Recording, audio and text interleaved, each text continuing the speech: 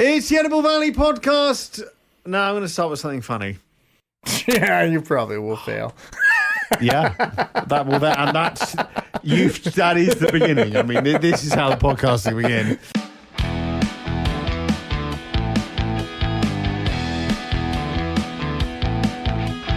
Welcome to the Edible Valley podcast. We want to invite you as we embark on a culinary journey through the heart of Vancouver Island. From the fertile fields To the pristine waters of the Pacific Ocean. we'll explore the stories behind the food that nourishes us. Tune in to each episode as we deep dive into the flavors, the traditions, and the innovations that make this a true paradise. Now please join us as we explore our Edible Valley.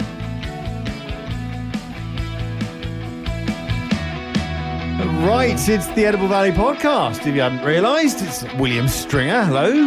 Half asleep, and I'm Chef Jonathan Fraser. Why do you get to say Chef Jonathan Fraser? Because You're not a doctor. But I'm a chef. Yeah, all right. So we're also William Stringer, but you see, it doesn't sound as good. Never mind. Never mind. I'm not an ideas man. So thank you for joining us on the podcast. What's the date? It's getting towards the end. 22nd of September. We are the first day of fall here. Is that right? Yeah, it's the 22nd. Is that literally when it starts? We could Google it, but like the 21st is usually the end. Wow, I did not know that. Yeah. I know the meteorological. That starts 1st of September. It goes by the month. Did you know that?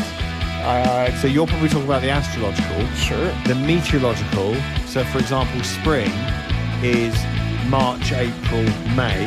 Right. Summer, June, July, August. Autumn. So it goes by month. Well, so it's basically how weather forecasters look at it. 1st of September, they're going to say that to you. They're going to say, right, it's the autumn. Well, it's autumn now. It is. Sorry, the fall. The fall. Now your sound keeps on dipping up. I'm a loud man. Yeah, you are a loud man. Okay. Right, so we're going to be talking about, what is it, the camp? We're talking about think about summer camp. I know summer's over. Yeah. But a summer camp for chefs. A place for them to learn, connect, and get inspired. He's still going on about this. He had such a good time. Did you get a tattoo? Did you get matching tattoos? I haven't got the tattoo yet because I'm kind of a wimp of needles. So that hasn't happened yet. But I imagine there are people from this event that have got CooksCamp tattoos. So you're going to talk about that. And it's basically BC's best and brightest chef cooking food people. I feel like you're a little jealous because you missed out. Look at us, we're really good chefs. No, I'm not at all jealous. I'm gonna come in now and talk to you about something more at my level. Okay, All right, let's get this out. Did you know that Smarties? It's already great. The Smarties were actually British. Now they're owned by Nestle now, so they're Swiss. Okay. So been taken upper class, but they were British, and M&Ms came in, and they saw the M&M people saw Smarties, and they were like, yes, please, copy paste M&Ms. And actually, I got someone just realised. Listen, you were prepared for today. That's my pockets. There's your pockets of Smarties. Do you have anything to say about that? Well, you know what? It's because if I remember correctly, that used to be, they really came to fame with the American GIs because they were part of their ration pack. Right. Right? Do you know Melt what in I'm your mouth, imagining? not in your hand? No. I'm imagining the M&M characters, you know, the big... about to go, and it's Vietnam. Yeah. Yeah, great soundtrack. They're all good, mate. I'm not, it's a very serious, and God bless anyone that goes in any war. But it's an interesting thought. M&M's and That's Apocalypse marketing Now for you. Yeah. So that's it. That's what I mean. I've got something about Baba Ganoush to tell you, but whatever. We're gonna get on to. We'll let's get talk that. about the camp, man. Come on, how was So CooksCamp, what an amazing. So this was September 10th to 12th up in Pemberton, and it was the North Arm Farm there. Oh, the North. Yep. So beautiful farm just at the end of Pemberton there, and we set up tents in the back. Maybe some people brought some campers and motorhomes and all those kind of things as well. There's always, yeah. And then they stick a bloody generator right next to your tent. Exactly. Anyways, so they all parked around there, and then in the morning we woke up and we got to go check out this beautiful camp that they had set up there. First of all, if you get a chance at Pemberton, go check out the farm.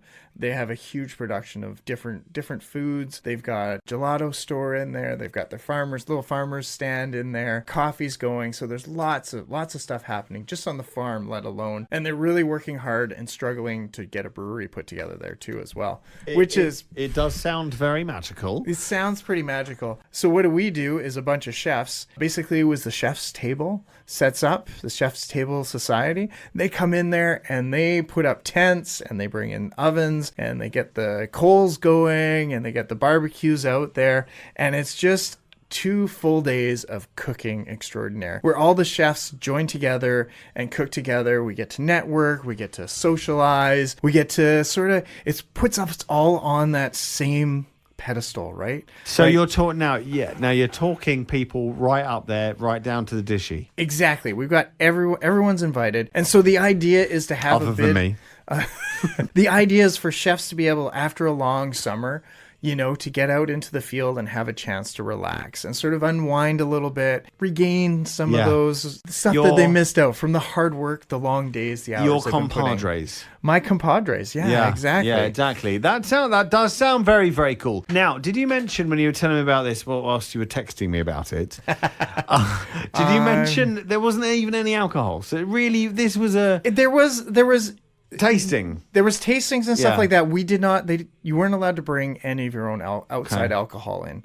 So everything was controlled in there. So that was kind of the nice atmosphere, that there wasn't like a big party at the end of each night. Like there was lots of like times that we'd sort of gather around, and I want to say we have like a campfire and reminisce about old times and stuff like that and chat it up. But there's a few fire bands and stuff. So we had the portable fireplaces and we got to hang out, and it was just nice at the end of the night to be able to just sit there and connect and have a good conversation. And you get to enjoy that, but go to bed, pre-midnight and get up feeling actually pretty recharged. Exactly. And that's what I got to do every day. It was great. really nice. Honestly, that's cool. And it was full intense. Like, I was amazed. Like, we showed up there the first day, and right away I got into a wild foraging tour. Okay. So we got to go through a full tour around the property.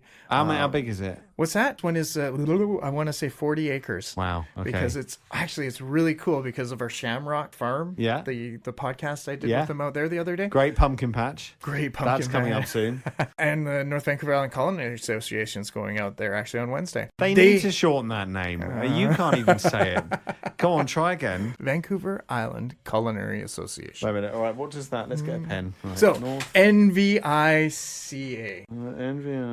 NVICA. All right, you can have that on. You can have that on the house. Yeah, wait till Leslie hears that one. An NVICA conference. So the two farms were very comparable in a lot of the things, how the farm was set up, sort of how they'd experimented with different throughs. And it was all about expanding and getting a good network out there, trying different ideas, how to keep the farm going and to bring people out there. So nice. I love those two aspects of it. It's a bigger farm, so we got to use it to actually spread out. Yeah. So were you all like doing a bit of the cooking, or did you have people that took charge of that? There was chefs that were assigned for each meal. So we had we had a beautiful Filipino luncheon the first day. What is Filipino? Filipino, so like no, I'm thinking Thai. Like the bao buns? Bao something? Sorry, I'm trying to become a bit more international. But basically, the Filipino lunch is really creative, and I'm not going to do this justice, but basically banana leaves down there, and all the food got piled on the middle of the table. So there was a lot of grilled chicken and vegetables, lots of rice dishes, and lots of tropical fruits and stuff like that. So basically, that was all piled. And the trick is that you come in and use your hands. Okay. And fill up your plate that way and eat off the table. So weirdly satisfying. Yeah. So that was one of our first meals. Then we did a whole butchery thing where we took down a steer from beginning to end. So we got to experience that whole really thing. Connecting to the animal. Did you actually hunt it? What's that? Did you actually hunt it? It was a cow. It came from a farm. Okay. I thought. What did you say? We hung it. What was it? Animal? And skinned it. It was a cow. A steer. Oh, okay. Yeah. I thought you said deer. No, I said steer. Oh. Yeah. Both done the exact same way. So it was a, I just now imagining you chasing a cow. Milk it, quick!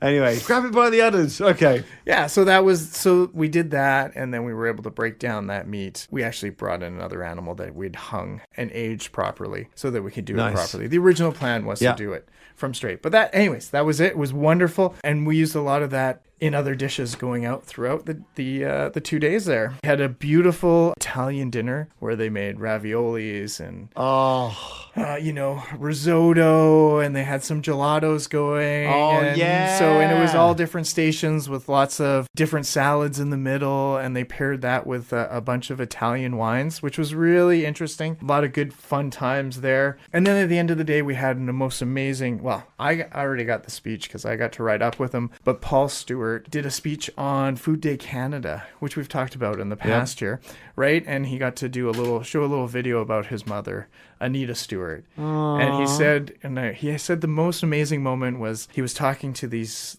young chef. Yeah. And she was saying about, she was with a group of friends and everyone was like, I want to be Martha Stewart. And they were like, I want to be Martha Stewart. And she said, I want to be Anita Stewart. So just breathe that Canadian thing. It's meant to and be. He was like, I'm getting goosebumps just telling you that story. And I am a bit of a soppy bastard, and I love stories like that. Yeah. So it was really pretty. And then it's amazing what his mother did and was able to accomplish, and how he's trying to keep that message going. And Is his mother still with us? His mother passed away. Okay, well that's wow, so that was a little bit, and it was really nice that we had a bunch of other chefs actually stood up there and gave a good speech and talked about how she had affected their lives going throughout it. So it took an extra resonance. So that was day one. Yeah, that was day one. That was day one. We're exhausted, right? I was stayed up, maybe chatted with some people, and it was so nice to connect with these other chefs. I got to talk with chefs. We had chefs from Alberta. Some young chefs came out from Sept, down and we got to connect with them, learn about why they were there and all the things they were looking forward to learning, as well as it's just like people from all over, some chefs from down in Victoria,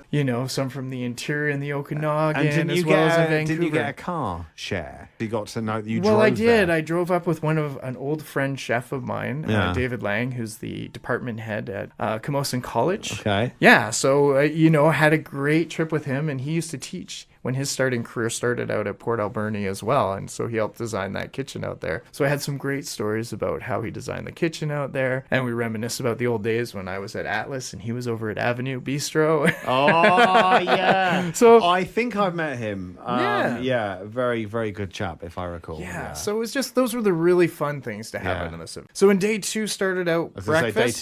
Day two started out with a big breakfast. Then we got into bluefin tuna. They brought in these sustainably harvested bluefin tuna. I was going to say, thank you for saying sustainably, because I know they're not and this is an endangered, it's a Californian blue tuna, so that was incredible, and we got to actually sample and taste that, and we had some Japanese chefs there that actually broke down the tuna and prepared it all and did some sashimi, as well as they grilled some up and did a whole bunch of it. We had bluefin, we also had some albacore tuna there. Wow. It was pretty spectacular. And then one of my key moments that I really enjoyed there was I got to be on the Great Alignment.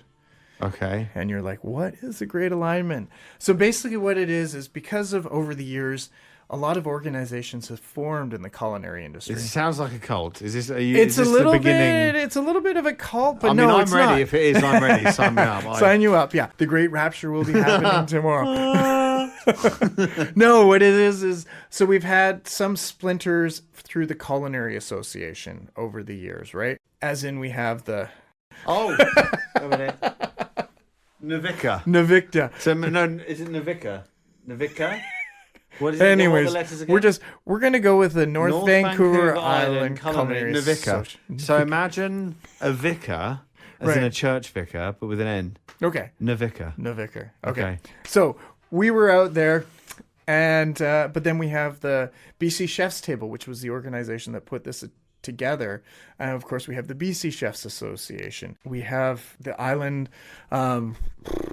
I'm forgetting all the names of everyone because it's not right in front of me. Mind the Bar, all these different organizations, the BC Restaurant Association. So we're all working in the same direction. Isn't it great though when you can bring these people together? Yeah. And actually have something under one tent and actually just enjoy each other's company. Yeah. So this is one thing is that we started with the debate there, and then just to introduce ourselves, to each other. And so then we're moving forward. We're going to do a Zoom call where all of the presidents are going to meet together and sort of talk about their agendas and where they want to move forward. And so hopefully what that can do is allow us to expand our reach, right? Because right now we're all fighting for the same money, from the same people to do the same things. And maybe we can branch this together. And so that's part of that. The BC Chef's Table invited us as the Culinary Federation to this, because they're not part of that, but they invited us to be a part of that because we're chefs and cook and we all share the same banner, right? So it's kind of that opening up and sort of trying to figure out how we can make, the culinary world in Canada a bigger and better place. And maybe, just take down those white hats for a quick second and be more supportive of each other and see where we can go with it. And that sort of investment really can help people down on the ground. We're talking about the people that are actually at the business end of restaurants, the shop, the people often down lower, and actually that kind of thing can help those kind of people because it makes the industry really vibrant and a better place to be. Vancouver Island is a fantastic place to be in culinary terms because of that. Yes. Yeah. We've got amazing food here and we've got really passionate people. Yeah. But we don't have egos, or hopefully we don't have as much ego. Speak for yourself, mate. So that was one of the things we got. There were so many things going on there. We had our keynote speaker, Jared Quastanahan Williams. Swedish? No, it's First Nations. You see now? Oh, okay. All right. I withdraw that joke. He was amazing. He's about to get me. I was about to say a Swedish meatball joke. Yeah, no. You would have cracked you up. He's a First Nation. Yeah. He's talking about, how lack of First Nations food we have here. Now, we were talking about this. Mm-hmm. Yeah. Now, I find this fascinating, and we were actually, full disclosure, talking about this the other week. The idea that there is a couple of First Nations restaurants in BC or on the island? In BC. I see that's awesome because... Yeah, but there's only two. Yeah. Which is kind of hard to swallow when you think about it. Well, it is, but I imagine it's harnessing the local abundance with traditional cooking methods. Yeah. So that's cool. So that's the thing to work on. And so that's the thing he's trying to explain. And he's trying to work with a bunch of organizations and just talk from his point of view from it. And that it was really eye-opening, like just the thing he's like, you have to look at these fields. And I'm quoting him completely, but when first colonization came here and we looked at these beautiful fields and we're like, these are perfect for growing corn and wheat and all this stuff. But the people in this area had been using those fields for years to grow their foods there. Yeah. So to them, it looked like weeds, but because they didn't recognize what food and the abundance of food that was there, and that how this food is actually designed to grow here. So it doesn't need as much water. It doesn't need, the requirements as what that some of our European style foods that we grow now. So. Well, it's interesting, isn't it? And as ever, food brings us together. Mm-hmm. It's the great equalizer. Of 100%. And I think that's a good lesson to learn. And I tell you what, I'd love a First Nations restaurant around here. I think that would be really cool. Oh yeah, to just learn some of those things. It's just always otherwise definitely for me, fish and chips or burgers or pizza. Yeah. No, and it's it's learning, like sitting down with the elders and learning these techniques. And that's what he's done. Is he spent a lot of time there. He sat down with family members to learn these techniques and pass them on. And it was incredible because one of our members, Debbie Shore, who used to be the culinary head of VIU, was one of his instructors. So it was really cool that they got to connect. And he said it was always funny when he went to school. He would talk about food and they'd be like, no, that doesn't make sense, And he'd be like, but that's how we ate here. Like there's nothing that's the customs, right? So anyways, it was really nice. Good. So, nice. Maybe he's someone we can convince to come on here because he lives down the Cowichan Valley one day. And we got to do a little bit of wine tasting with some different wines from up and down just to sort of share the characteristics of that. And so, it was just an amazing, amazing event. And it's something that I will definitely never forget. I don't think you're going to let anyone forget it. And I want to share it with everyone. So, all right. So let me ask you a quick question. Right. Yeah. That weekend, Erin's birthday. Yeah. Well, of course, my wife's birthday is okay. Always better. He's playing it. All right. Okay. Right. But if I could have my wife at CooksCamp for her birthday. Wow. Best weekend ever. I think, Erin, I think you're already busy next birthday. I was actually the first to wish her a happy birthday for next year. There's a little technique I've developed. If you're late wishing someone happy birthday, just do it later. You switch it round. You say it's 3 days late, and you're bollocks. I've been trying to remember to do this. You go, let me be the first to wish you happy birthday for next year. Then they're too busy thinking, oh, that's so kind. And they're not thinking, well, you bloody forgot this one. Just saying, there you are. There's a tidbit. That's amazing. I do want to do one quick shout out to the organizers of the event. Oh, go on then. You know what? Of course, yes, Chef Robert Belcham. He has a podcast, Mise en Place. Okay. So you can check that one out if you're interested in. I know that Chef Renaud and Chef Leslie from our territory have both done a podcast with him. I'm hoping to one day get invited on there. But he does it, as well as Shauna Gardam, who has been she organized this all. And she actually lives up in Campbell River. So I think before next year, we'll get her in here to talk it up a little bit more, just so we can share some of the excitement and get some real pump to get some people out there. Because you know what? It was just under 300 chefs were out there this year. Wow. So that was pretty incredible. And when you've got chefs that have just gotten into the industry, and have done maybe their first year apprentices up to professionals that have 40, 50 years, is pretty cool. So, yeah, that's special, eh? Wow. Okay, well, I think you need to come back down to earth.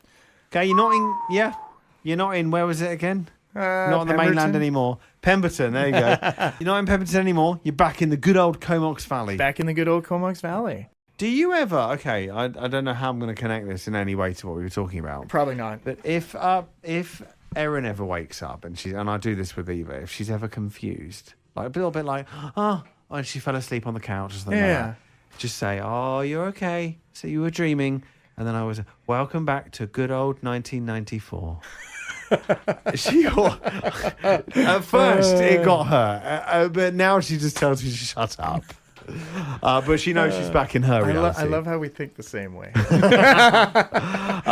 Okay, well, that's it. It was good to hear about John's wonderful time. There's no time for the baba ganoush. That's right. But I made baba ganoush. We'll get on to that next time. But this has been the Edible Valley podcast, episode number for Flennin. And and we will see you again in a fortnight. Stay tuned for Will's Tales of Baba Ganoush on the next episode of the Edible Valley podcast. Yeah. Shout out to 98.9 Jet FM, the Comox Valley's best rock. Thank you for letting us use your studio.